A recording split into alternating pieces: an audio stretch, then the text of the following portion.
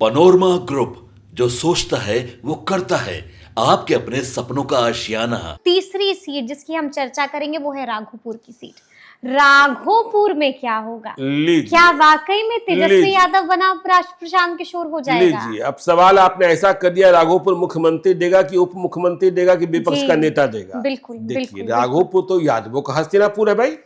इसमें कहाँ कोई शक है? इसमें कोई शक नहीं है, यादवों का हस्तिनापुर है। लेकिन यह भी सच है कि वहां राबड़ी देवी भी चुनाव हार गई है। तो देखिए, राघोपुर में तेजस्वी यादव को चुनौती देना बहुत ही कठिन है।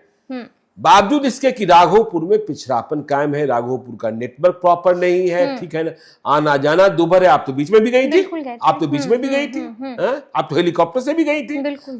तो राघोपुर आना जाना, लेकिन हमने कहा ना कि ऐसा नहीं है कि लड़ाई बहुत सहज होगा। बीच में चर्चा हो गई प्रशांत किशोर चुनाव लड़ेंगे। प्रशांत किशोर चुनाव लड़ेंगे, लेकिन मुझे नहीं लगता कि प्रशांत किशोर वहां चुनाव लड़ने जा रहे हैं। उन्हें एक संदेशा देना था। देखिए, खबरों में बने रहने के लिए भी कुछ बोलना पड़ता है ना।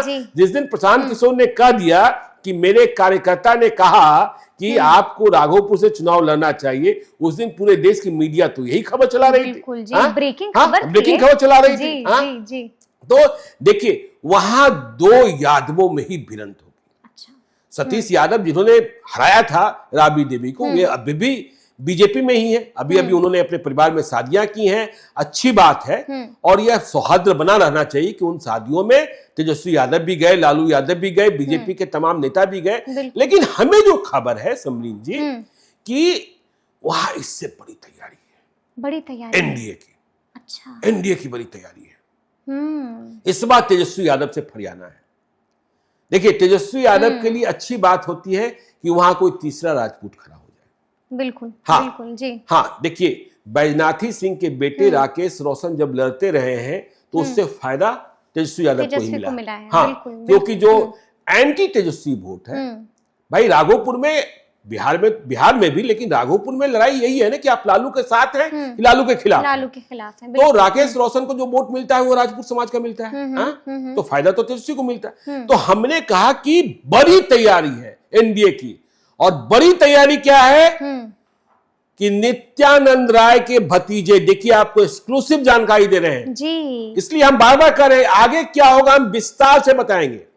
लेकिन अभी जो चर्चा है राघोपुर में, कि नित्यानंद राय के भतीजे अरविंद राय जो हैं, जिनकी बिटिया की अभी शादी हुई, वे वहां से लोजपा के उम्मीदवार हो सकते हैं। लोजपा के उम्मीदवार? जी, चिराग पासवान के उम्मीदवार हो सकते हैं, ताकि वंशवाद और परिवारवाद का आरोप भी न लगे। बिल्कुल, बीजेपी के भीतर, ठीक है ना, दामन भी पाक रहे। हाँ, दामन भी पाक साफ रहे। और अरविंद राय सक्षम है, अरविंद राय प्रभावी हैं, अरविंद राय ही नित्यानंद राय का सारा काम देखते हैं। और अरविंद राय यादव है। हाँ, अरविंद, बिल्कुल, अरे नित्यानंद राय यादव है, ठीक है, उनकी पत्नी दूसरी, ठीक है।